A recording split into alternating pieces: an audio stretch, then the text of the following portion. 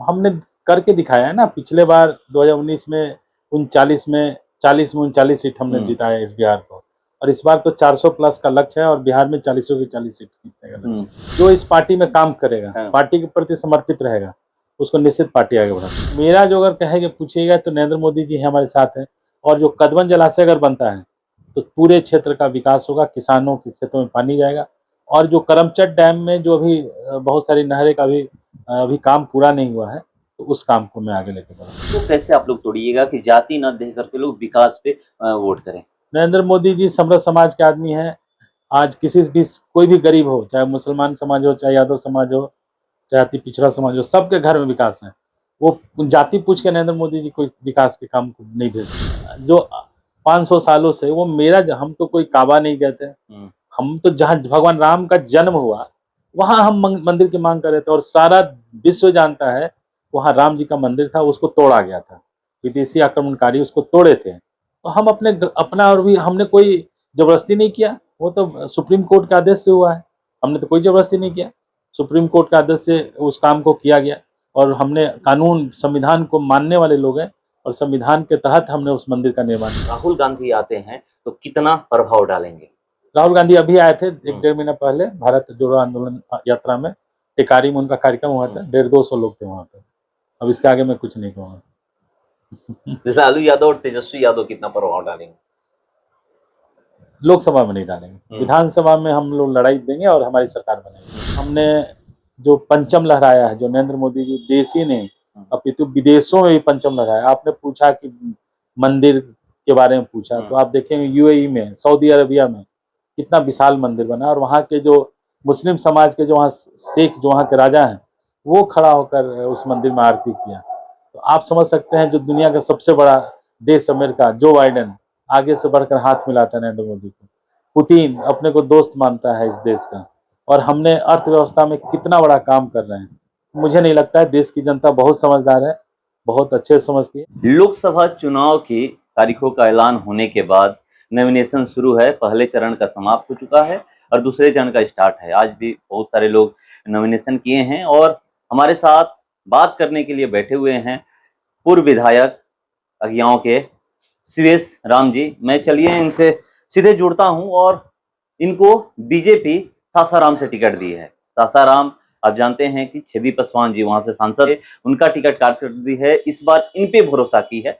चलिए तो सीधे जुड़ते हैं। IBN7 भारत में आपका स्वागत है जी, नमस्कार। पहला सवाल तो यही है कि एक सांसद का, वर्तमान जो सांसद है उनका टिकट काट कर आप पे भरोसा की है, आपको टिकट दी है, कैसे वहां पर अपने आप को स्थापित करिएगा? देखिए, मैं भारतीय जनता पार्टी का एक कार्यकर्ता हूँ, और वर्षों से, पिछले 25 सालों से मैं पार्टी के लिए काम कर रहा हूँ, और वो मेरा गृह क्षेत्र है। मेरा जन्म मोहनिया का है, मेरी पढ़ाई लिखाई सासाराम की है, और मैं वोटर आज से नहीं 95 से वहाँ का वोटर हूँ। और इसके ऊपर मेरे पिताजी वहाँ लगातार सांसद रहे, और मैं पार्टी ने मुझे 2000 में ही वहाँ चेनारी विधानसभा से चुनाव लड़ने का मौका दिया, लेकिन पिताजी ने मुझे लड़ने नहीं दिया, क्योंकि पिताजी से भारत सरकार के मंत्री थे। तो मेरा लगाव तो पुराना है, और आज के दिन में नरेंद्र मोदी जी गांव-गांव में और गरीब गुरबा के हर एक घर में, तो मेरे लिए कोई बहुत चुनौती वाली बात नहीं। मतलब सासाराम में कहा भी जाता है कि जो पहला कमल खिला आपके पिताजी के द्वारा ही खिलाया गया, उसके बाद अभी जो छेदी पासवान जी थे ये बने। सासाराम में 6 विधानसभा है। अगर 6 विधानसभा की हम लोग बात करें, कैमूर में पड़ता है और कुछ रोहतास में, तो यहाँ पर सबसे ज्यादा कहाँ पर, कौन से जिला में टफ होगा? जब जिसका मोदी की गारंटी हमारे पास है, कोई भी जिला टफ नहीं है, कोई विधानसभा टफ नहीं है। अब मोदी की गारंटी की बात कर रहे हैं, मगर विपक्ष भी तो कहता है कि मोदी की गारंटी कुछ भी नहीं है, मोदी की गारंटी बेरोजगारी की है, मोदी की गारंटी इस चीज की है। हमने करके दिखाया है ना। पिछले बार 2019 में 39 में 40 में 39 सीट हमने जिताया इस बिहार को, और इस बार तो 400 प्लस का लक्ष्य है, और बिहार में 40 की 40 सीट जीतने का लक्ष्य है।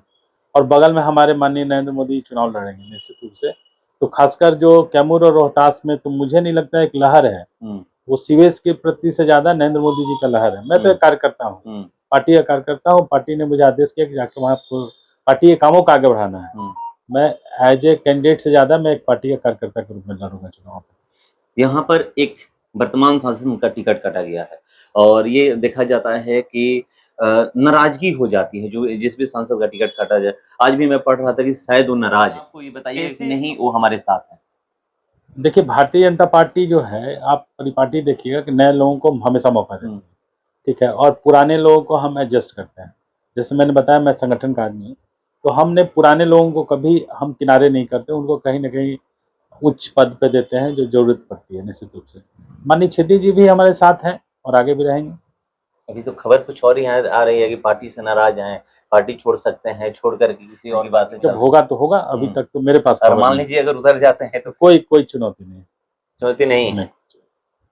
अभी तक नहीं गया है, मेरे पास कोई न्यूज़ नहीं है।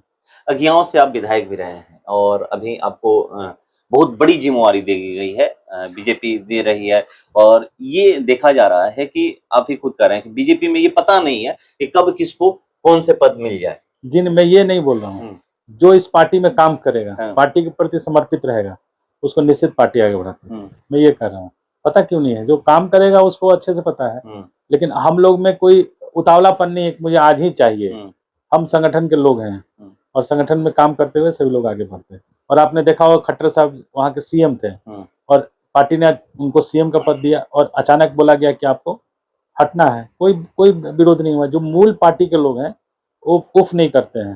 पार्टी का जो आदेश होता है वो मानते हैं। मुद्दे कौन-कौन से रहेंगे आपके लिए? मेरे लिए मुद्दे वहाँ पे जो नरेंद्र मोदी जी के काम हैं, वो गरीब गुरबा को खासकर, जो ये क्षेत्र है गरीब गुरबा का क्षेत्र है और गरीब गुरबा के घर-घर में नरेंद्र मोदी जी हैं। चाहे रसोई गैस की बात करें या जो हमारे अनाज मिल रहे हैं, 80 करोड़ लोगों को पूरे देश में अनाज मिल रहे हैं और खासकर जो किसानों को जो हम सम्मान दे रहे हैं और जो किसान हमारे जो किसान गरीब मज़दूर जो गरीबी रेखा से नीचे थे, वो अपने स्वास्थ्य के में इलाज के अभाव में उनको बहुत दिक्कतें होती थी। तो हम आयुष्मान के भारत के माध्यम से 5 लाख का जो नरेंद्र मोदी जी बीमा किया, तो ये सारे काम नरेंद्र मोदी जी कर रहे हैं और बहुत सारे गिनाने लगूँ तो 1 घंटा लगेगा मुझे गिनाने में।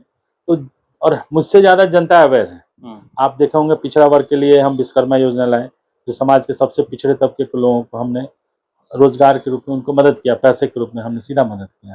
तो ऐसे बहुत सारे कार्य हैं जो सीधा नरेंद्र मोदी जी कर रहे हैं। अगर मुझसे अगर पूछेंगे तो मैं ये कहूँगा कि जो वो 1972 में जो लंबित योजना थी, जो करमचट जलाशय योजना थी, जो दुर्गावती जलाशय योजना थी, 1972 में किसी ने नींव रखा, मैं नाम नहीं लूँगा। लेकिन वो लंबित थी। 96 में जब मेरे पिताजी एक आईएएस अफ़सर थे, उन्होंने जब रिज़ाइन करके वहाँ वहाँ गया तो उन लोगों का डिमांड था कि मेरी करमचट बननी चाहिए कि जो ऊपरी जो क्षेत्र थे कैमूर जिला के, उनके किसानों को पानी नहीं मिलता था। तो पिताजी ने अपने अथक प्रयासों से करमचट योजना का निर्माण करवाया और आज किसानों को खेतों में पानी जा रहा है। लेकिन आज भी मैं सासाराम की ही नहीं बात करूँगा, पूरे शाहाबाद और पूरे मगध क्षेत्र जो धान का कटोरा कहा जाता है, हमारे नहरों का जाल है। लेकिन दुर्भाग्य से बिहार सबसे पुराना जो मेरा हक बनता है, सोन नदी पर पहला हक मेरा बनता है, क्योंकि सबसे पहले बांध जो बराज था मेरे यहाँ था। लेकिन दुर्भाग्य से कुछ पुराने पॉलिटिशियंस की गलती से वो वहाँ पे बाणसागर डैम पे बना, फिर ओबरा डैम बन गया, जिससे हमारे इंद्रपुरी बराज है वो डैम नहीं है। तो वहाँ पानी कम आता है, जिससे हमारे शाहाबाद और हमारे सासाराम क्षेत्रों में पानी की कमी रहती है नदियों में। तो पिताजी का एक सपना था कि कदवन जलाशय योजना थी वहाँ पे, डेहरी ऑनसून से ऊपर जो नौहट्टा के आसपास एक कदवन जो आज इंद्रपुरी जलाशय योजना के माध्यम से है, उसमें हम रिजर्वायर वाटर रिजर्व करेंगे और जब भी आवश्यकता होगी शाहाबाद को, मगध को, हमारे सासाराम लोकसभा क्षेत्र के लोगों को कि पानी की आवश्यकता है, तो वहाँ कदवन जलाशय से हम पानी लेकर हम अपने नहरों में छोड़ सकें। तो मेरा जो अगर कहेंगे पूछिएगा तो नरेंद्र मोदी जी हमारे साथ हैं और जो कदवन जलाशय अगर बनता है तो पूरे क्षेत्र का विकास होगा, किसानों के खेतों में पानी जाएगा। और जो करमचट डैम में जो अभी बहुत सारी नहरें का अभी काम पूरा नहीं हुआ है, तो उस काम को मैं आगे लेके बढ़ूँगा। तो देखिए बता रहे हैं कि कौन-कौन से काम को लेकर के और 1-2 सवाल है यहाँ पर सासाराम लोकसभा से और सासाराम लोकसभा की हम लोग बात करें तो वहाँ पर 6 विधानसभा है। 6 विधानसभा में जब 2020 में चुनाव हुए थे, तो एक भी सीट बीजेपी के खाते में नहीं गई थी और ये हर किसी को पता है कि लोकसभा चुनाव और विधानसभा चुनाव में अंतर होता है। वहाँ पर प्रधानमंत्री को देख करके लोग वोट करते हैं और विधानसभा चुनाव यहाँ पर पार्टी देख करके वोट किया जाता है कौन सी पार्टी है। मगर उसके बावजूद भी यहाँ पर ये देखा जाता है कि जब एक भी विधायक नहीं बने उस पार्टी का, तो वहाँ पे तो मुकाबला थोड़ा टफ हो सकता है ना? ऐसा नहीं, मैं नहीं मानता। वो परिस्थितियाँ होती हैं।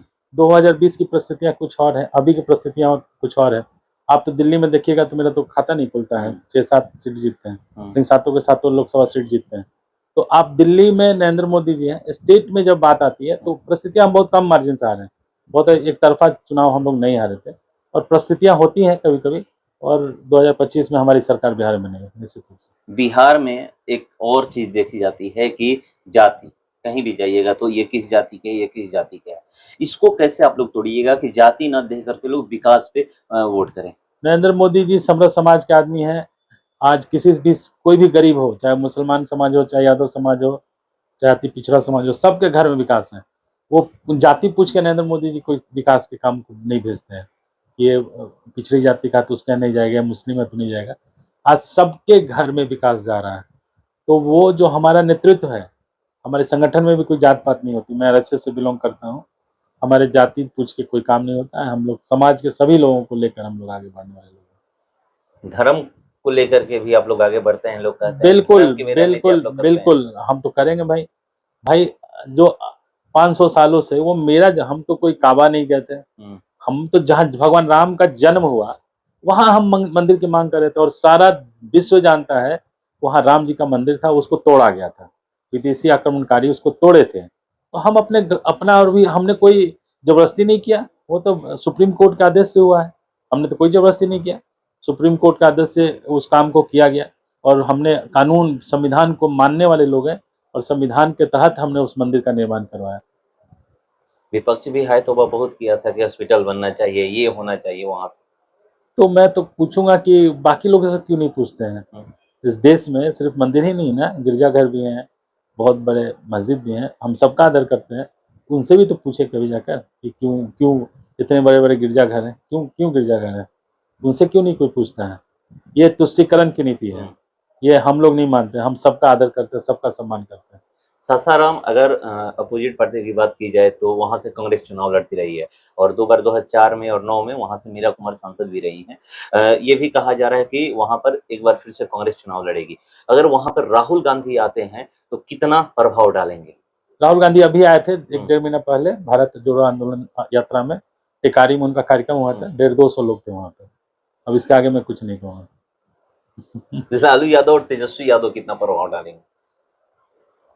लोकसभा में नहीं डालेंगे, विधानसभा में हम लोग लड़ाई देंगे और हमारी सरकार बनेगी। लोकसभा नहीं डालेंगे, कुछ नहीं डालेंगे। मतलब 40 में 40 आप लोग लाने वाले। एकदम एकदम, कोई इसमें कोई शंका ही नहीं है। नीतीश कुमार आए हैं, कितना मतलब प्रभाव पड़ेगा। लोग कह रहे थे कि नीतीश कुमार नहीं है तो फिर वोट कट सकता है। नहीं नहीं, नीतीश कुमार के साथ हम जब रहे हैं, या ये कह लीजिए कि नीतीश कुमार के साथ जब भी भाजपा रही है, इस बिहार का विकास हुआ है। आप देखिएगा कि आज जो विकास की बातें हम करते हैं तो हमको अपने पूर्वजों को नहीं भूलना चाहिए। आज जो भी काम हो रहे हैं देश में, अटल बिहारी वाजपेयी जी का देन है। और अटल बिहारी वाजपेयी जी का देन है कि आज सर्व शिक्षा अभियान, जो हम शिक्षा की बात करते हैं, हम अम्बेडकर जी जो नारा था कि सभी शिक्षित बनो, तो आज अगर अटल बिहारी वाजपेयी जी नहीं होते तो सर्व शिक्षा अभियान अटल जी ने लाया। अटल जी का सपना था कि रिवर इंटरलिंकिंग हो और हर खेतों में पानी हो, तो उसको नरेंद्र मोदी जी पूरा कर रहे हैं। अटल जी का सपना था कि हर घर में बिजली हो। अटल जी का सपना था कि हर गांव में सड़क जाए। तो इन कामों को जब 2005 में बिहार में सरकार बनी, तो आप लोग मीडिया से हैं, आप लोग देख सकते हैं 2005 के पहले क्या स्थिति थी बिहार के, और जब भाजपा, जब नीतीश जी के साथ मिलकर हमने काम करना शुरू किया, स्वास्थ्य के क्या हालात थे। हॉस्पिटल में कुत्ते और सुअर सोया करते थे। आप याद कीजिए चंद्रमोहन राय जी जब स्वास्थ्य मंत्री बने, जब नंद किशोर जी पीडब्ल्यूडी, तो पूरे बिहार में सड़कों का जाल बना। हर एक जो हमारे स्वास्थ्य केंद्र थे कितने विकसित हुए। तो ये तय है कि जब और नीतीश कुमार जी तो स्वयं बोले कि हमसे गलती हुई, आगे से मैं ये काम नहीं करूंगा। तो जब नीतीश जी के साथ भारतीय जनता पार्टी खड़ी हुई है, बिहार का विकास हुआ। वर्तमान सांसद के साथ आपका संबंध कैसा है, क्योंकि टिकट तो कट गया, क्या आपसे बातें हुई है टिकट कटने के बाद, आप उनसे बात किए हैं। ऐसा है कि मैं साथ में विधायक रहा हूँ, माने मैं आदर करता हूँ छेदी पासवान जी का बहुत। मैं एक साथ विधायक रहे हम लोग, 2010 में वो भी विधायक थे, मैं भी विधायक था, और जब भी मिले हम लोग बहुत अच्छे से मिलते हैं। अच्छे से बुजुर्ग आदमी है, मैं उनका सम्मान करता हूँ। एक लाइन में बातें हुई है कि नहीं? हाँ बिल्कुल बातें होती। अभी टिकट जब कटा अभी नहीं, अभी बातें नहीं, अभी जाऊंगा तो मिलूंगा उनसे। प्रयास किए थे बात करने का? नहीं, अभी मैं नहीं प्रयास करूँ, जाऊंगा तो। शाहबाद क्षेत्र में वो 1 जून को वोटिंग है, इधर तो कम प्रचार प्रसार करने का मौका मिलेगा, जो ये आप प्रचार प्रसार करिएगा, कैसे अपने आप को वहाँ पर ले जाकर स्थापित करिएगा और कहिएगा कि हाँ, हम आ रहे हैं, तो जैसे 2024 में 29 में आप सासाराम लोकसभा को किस रूप में है कि वहाँ पर जाने के बाद ये ना लगे कि हाँ, 24 में हम वोट मांगने आए हैं, 29 में ये ना करना पड़े? देखिए, हम लोग संगठन का आदमी हैं, हमारा संगठन बूथों तक है और हम संगठन से जुड़े हुए लोग हैं। तो पहला नंबर तो हमारे हर एक के दिल में है, अभी भी हैं, जो संगठन के लोगों के दिल में हम हैं और लगातार हम जनता की सेवा करेंगे और नरेंद्र मोदी जी कामों को गाँव तक पहुँचाने का काम करेंगे। और जो एजेंडा है मेरा, जो हर किसान के खेतों में पानी है, हर मजदूर के हाथ में काम, उस एजेंडा को लेकर चलेंगे। तो मुझे नहीं लगता है कि मुझे प्यार और सम्मान नहीं मिलेगा और मैं कभी अपने को सांसद नहीं समझूंगा। मैं कभी विधायक रहा, कभी अपने को विधायक नहीं बोला। एक पार्टी का कार्यकर्ता, एक समाज का सेवक के रूप में मानता हूँ। एक आखिरी सवाल, 400 पार करने का नारा कैसे? ऑलरेडी हम 303 पार कर चुके हैं और जो आप दक्षिण भारत में देख रहे हैं, अचानक से भारतीय जनता पार्टी के प्रति लहर है और निश्चित रूप से इस बार हम सभी जगह अच्छा करने वाले हैं। बंगाल में भी अच्छा करने वाले हैं, उड़ीसा में हम बहुत अच्छा करने वाले हैं, आंध्र में इस बार बहुत अच्छा करने वाले हैं, तेलंगाना में अच्छा करने वाले हैं। तो निश्चित रूप से 303 तो हम स्वयं हैं और एनडीए लगभग 310 से ज़्यादा है। तो और कितना, 70-80 सीट है और हमको नहीं लगता है कि कोई सामने चुनौती है।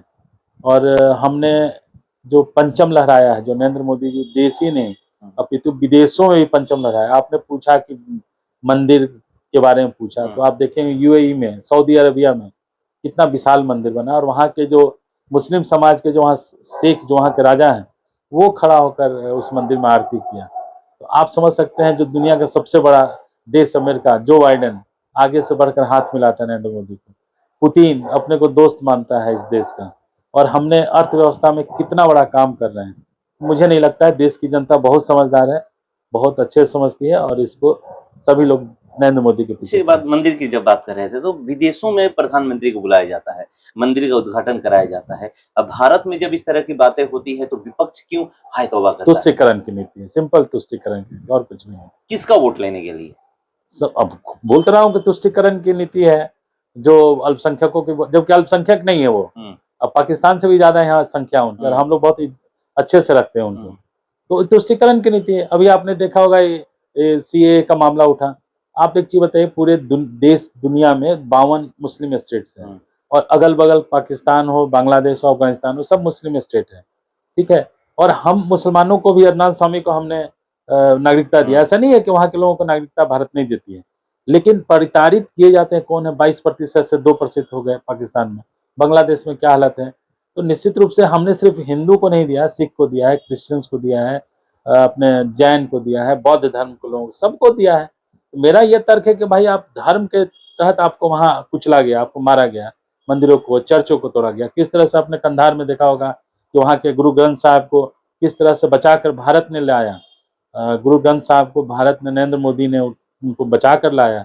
सबसे बहुत पुराने गुरु ग्रंथ साहब थे वहाँ के, कंधार से। तो हम सम्मान करते हैं, हम मुसलमानों का भी सम्मान करते हैं, लेकिन किस तरह से तुष्टिकरण की नीति से किस तरह से किया जाता है, ये गलत है, बिल्कुल गलत है।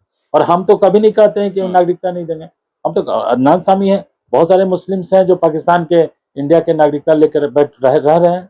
हम मुसलमानों को भी नागरिकता देने से नहीं पीछे हट रहे हैं, लेकिन उनको शर्त के साथ कि आप 10 साल 11 साल रहिए भारतवर्ष में और आप अच्छे आचरण रखिएगा तो नागरिकता मिलेगी। हाँ, परिताड़ना होती है जो क्रिश्चियंस के प्रति, हिंदुओं के प्रति, बौद्धिज्म के प्रति। आप देख सकते हैं, कभी कंधार हिंदू स्टेट हुआ करता था, आज कितने % हिंदू हैं? एक भी नहीं है वहाँ पे। तो स्वाभाविक है, कहाँ जाएगा? दुनिया में एक भी हिंदू स्टेट नहीं है, सबसे ज्यादा आबादी हमारे इस देश में है। आखिर कहाँ जाएगा? आखिर कहाँ जाएगा? तो निश्चित रूप से हम दिए तो क्या गलत किए? हम किसी की नागरिकता छीन नहीं रहे हैं, हम नागरिकता दे रहे हैं। ये दुष्प्रचार किया जाता है कि उसको तुष्टिकरण की नीति के तहत कि हम उसका वोट लेना है, हम उसके हितैषी हैं, तो उसका नाम स्वाभाविक उठाते हैं। लोग कह रहे थे कि सीए लागू होगा तो ये होगा देश में, वो होगा, कुछ नहीं तो हुआ, कुछ नहीं हुआ। लोग कहे कि राम मंदिर बनेगा तो खून की नदियां बने, क्या हुआ? 370 धारा 370 हटेगा, खून के। वहाँ क्या कश्मीर के मुस्लिम्स लोग आप देखे होंगे कि लाखों की संख्या में रैली हुई। नरेंद्र मोदी जब गए तो लाखों की संख्या में वहाँ के मुस्लिम नौजवान आए और उनकी नरेंद्र मोदी जी के भाषण को सुना। बहुत सारे लोग कह रहे थे सीए लागू होगा तो ये होगा, 370 धारा हटेगा तो ये होगा, राम मंदिर बनेगा तो ये होगा। कुछ नहीं होगा, सिर्फ ये लोग कह रहे हैं विकास नहीं होगा। और देश में विकास हो भी रहा है। आप इंतजार करिए, देखिएगा कि 4 जून को आपको पता चल जाएगा कि इस बार 400 पार। और सासाराम से इनको टिकट मिला हुआ है, बीजेपी भरोसा इस बार की है वर्तमान सांसद का टिकट काट करके। इंतजार करते हैं हम लोग कि 4 जून को होता क्या है। फिलहाल इसका इतना ही, बने रहिए हमारे साथ। नमस्कार।